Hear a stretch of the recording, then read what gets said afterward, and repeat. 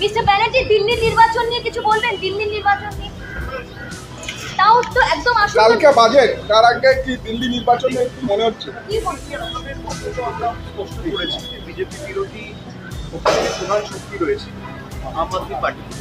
আমরা সবাই চাই তারা জিতুক এবং আমি মনে করি যে দিল্লিবাসী বিশেষ করে গত 5 বছরে আম আদমি পার্টি সরকার করার পরে যেভাবে রাজ্য সরকারের ক্ষমতা কুক্ষিগত করার জন্য অনৈতিক অবৈধভাবে অসাংবিধানিকভাবে কখনো অধ্যাদেশ জারি করে তাদের গণতান্ত্রিক অধিকার কেড়ে নেওয়া এবং কখনো তদন্তকারী সংস্থা পিছনে লাগিয়ে দিয়ে তাদেরকে একের পর এক নেতা মন্ত্রীদের বছরের পর বছর মাসের পর মাস অনৈতিকভাবে অবৈধভাবে রাজবাড়ি করে গুন্ডামি করে জেলে ঢুকিয়ে রাখা, তার জবাব মানুষ দেবে।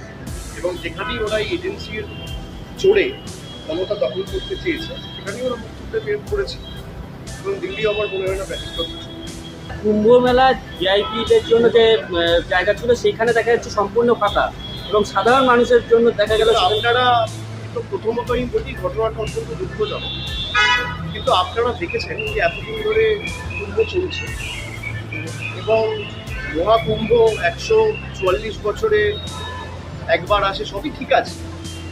এত মানুষ যখন যাবে একটা মিনিমাম ব্যবস্থাপনা প্রস্তুতি তো দরকার।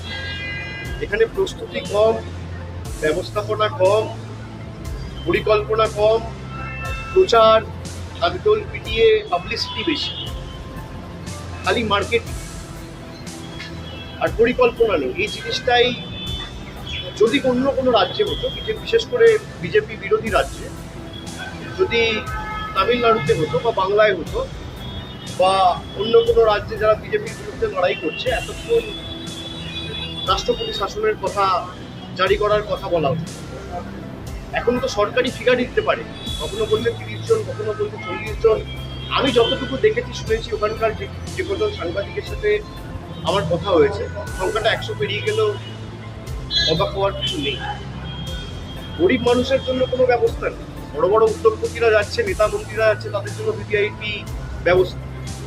দুঃখের তো সবার যে অধিকার রয়েছে, গরিব মানুষ, বয়স্ক মানুষ যারা 70 বছর, 75 বছর, 80 বছর, এমনকি 90 বছরের বয়োজ্যেষ্ঠ লোকেরা একবার কুম্ভে যাচ্ছে যে আমরা স্নান করব, তাদের জীবদ্দশায় একবার এই সুযোগ পাচ্ছে।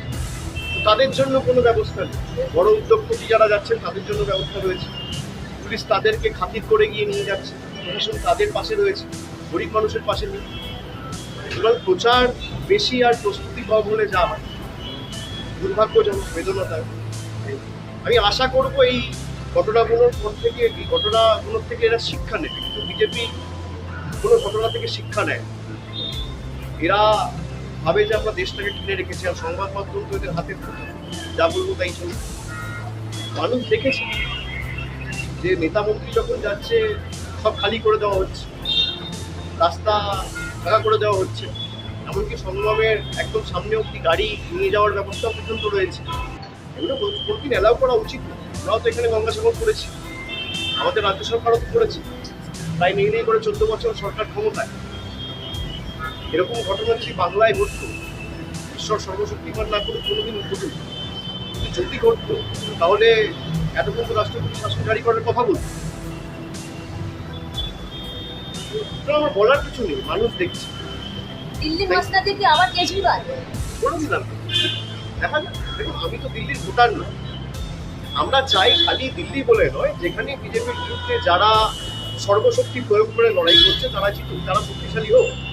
আমরা তো ইন্ডিয়া জোট হওয়ার প্রথম দিন থেকে এই কথাটাই বলে এসেছি, আজও কোনো ব্যতিক্রম নয়। Thank you.